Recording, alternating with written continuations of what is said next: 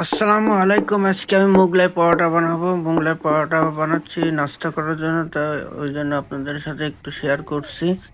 তো এখানে আমি 2 প্যাকেট মশলা দিয়ে নিয়েছি, আর হচ্ছে গিয়ে 2টা ডিম, পেঁয়াজ, মরিচ দিয়ে সুন্দর করে তো 2টা ডিম আমরা ফাটিয়ে নিলাম। নেওয়ার পরে সুন্দর করে মই মশলা দিয়ে আমি সুন্দর করে নাড়াচাড়া করে, তো বিশাল পরোটা সাইজটা বিশাল বড়, তো স্বাদ মতো লবণ দিয়ে নিচ্ছি।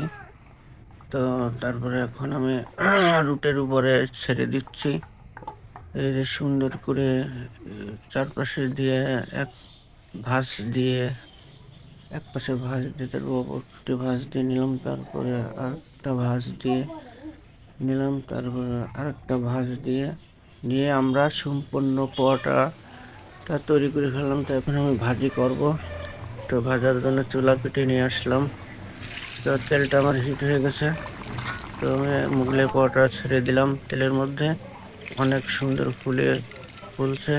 তো আমাদের মুগলাই পরোটা খেতে দুর্দান্ত টেস্টফুল হয়, তো আপনারা বাড়িতে বানায়া খেয়ে দেখতে পারেন। অনেক স্বাদ, অনেক টেস্টফুল হয়। তো আমাদের পরোটা কেমন হয়েছে কমেন্ট করে জানাবেন। তো আমাদের পরোটাগুলো খেতে কালার হয়ে গেছে সুন্দর। তা আমি এখন উঠিয়ে ফেলে পিস পিস করে কেটে আমরা এখন নাস্তা করার জন্য প্রস্তুতি করব।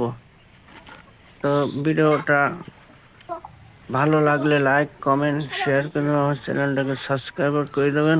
তো ভিডিওটা এখানে শেষ করছে। আল্লাহ হাফেজ।